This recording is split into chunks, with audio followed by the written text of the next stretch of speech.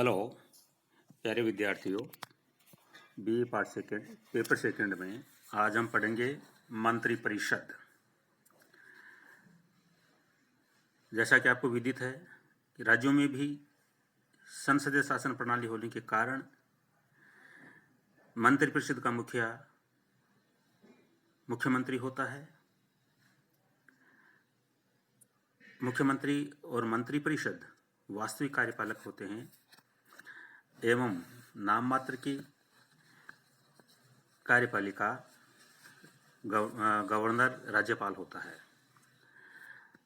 भारतीय संविधान में कहा गया है कि राज्य स्तर पर एक मंत्रिपरिषद होगी जिसका प्रधान मुख्यमंत्री होगा। सभी के शक्तियों को कार्यों को छोड़कर सभी कार्यों में मंत्रिपरिषद राज्यपाल को सलाह व सहायता देती है।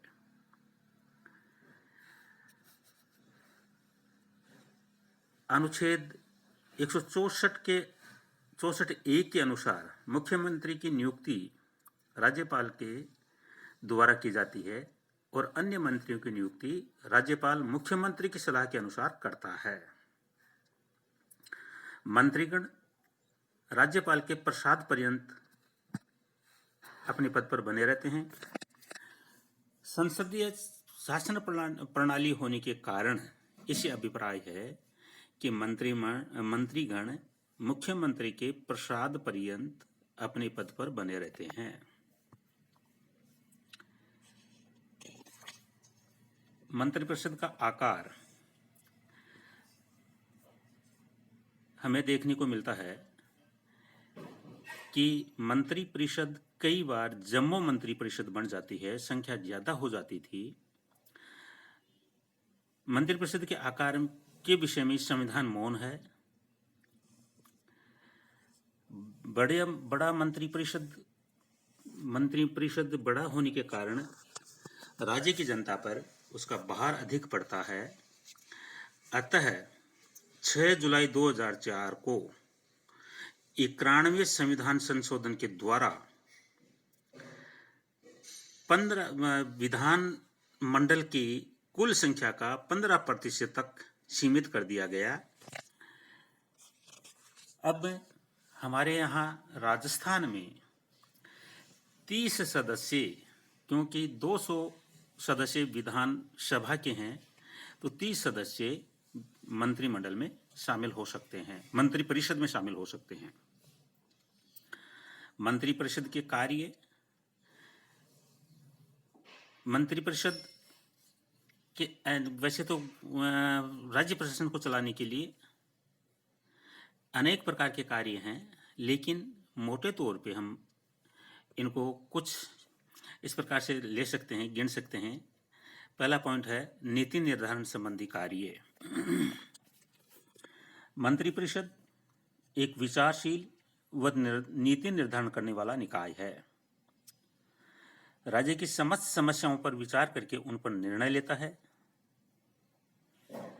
मंत्रिपरिषद के सदस्य प्रत्येक समस्या पर सरकारी नीति संबंधी सर्वसम्मति निर्णय का प्रयास करते हैं। यदि किसी व्यक्ति के विचार नीतिगत विषयों में मेल नहीं खाते तो भी सार्वजनिक रूप से नीति की आलोचना नहीं करता। मतभेद की स्थिति में उसे त्यागपत्र देना चाहिए। दूसरा पॉइंट है राजकीय कार्यपालिका का नियंत्रण। वैधानिक रूप से राज्यपाल ही सर्वोच्च कार्यपालिका है, लेकिन व्यवहार में वास्तविक कार्यपालिका तो मंत्रिपरिषद ही है। मंत्रिपरिषद द्वारा निर्धारित नीति को क्रियान्वित करते हैं।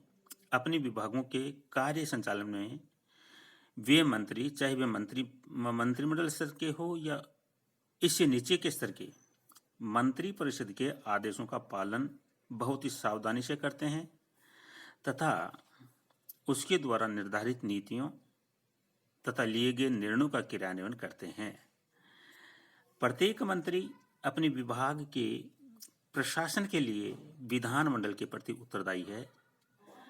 मंत्रियों को निरंतर यह ध्यान रखना पड़ता है कि उनके विभागों का प्रशासन सुचारू रूप से चलता रहे।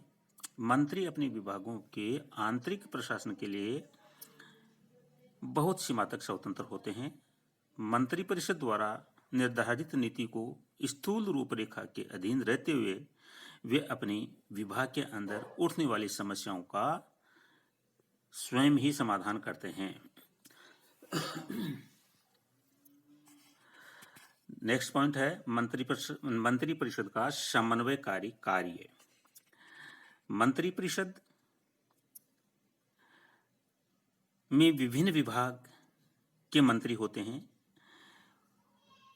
तो मंत्रिपरिषद विभिन्न विभागों या मंत्रालयों के कार्य करते हैं। तो इन विभागों में या मंत्रालयों में, इन विभागों में आपस में कई बार प्रशासन में टकराहट की स्थिति उत्पन्न हो जाती है, मतभेद की स्थिति उत्पन्न हो जाती है। उस मतभेद की स्थिति को कम करने के लिए या निपटाने के लिए मंत्रिपरिषद प्रयास करता है।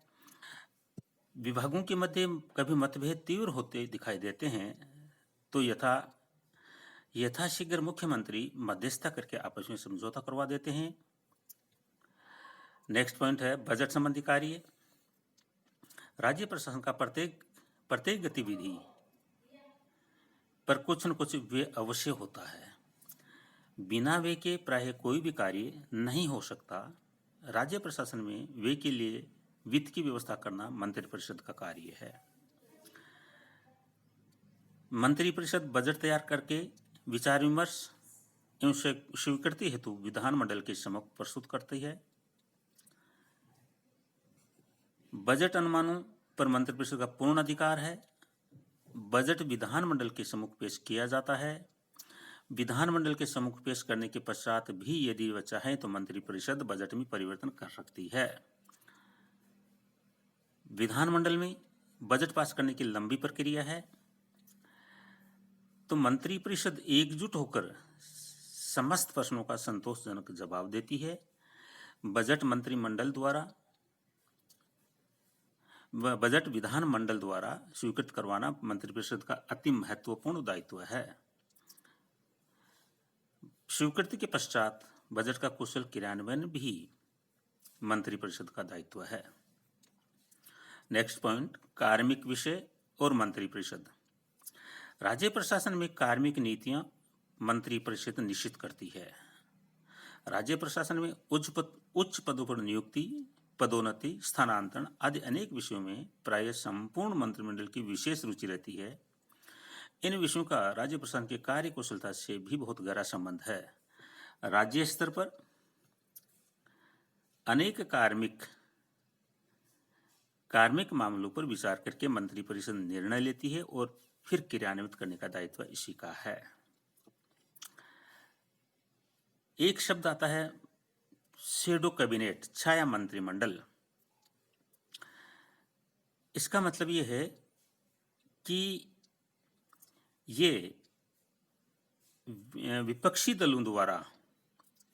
या दलों द्वारा वास्तविक मंत्रिमंडल की तरह ही विपक्ष के दल के सदस्यों को विभिन्न विभागों का मंत्री बनाया जाता है, मानो सरकार पर उन्हीं का नियंत्रण हो। वास्तव में देखा जाए तो उनके पास न तो अधिकार हैं, न सत्ता है, न ही संवैधानिक वैधता है। इस प्रकार आज का यह जो टॉपिक था मंत्रिपरिषद का, यह कंप्लीट होता है। धन्यवाद।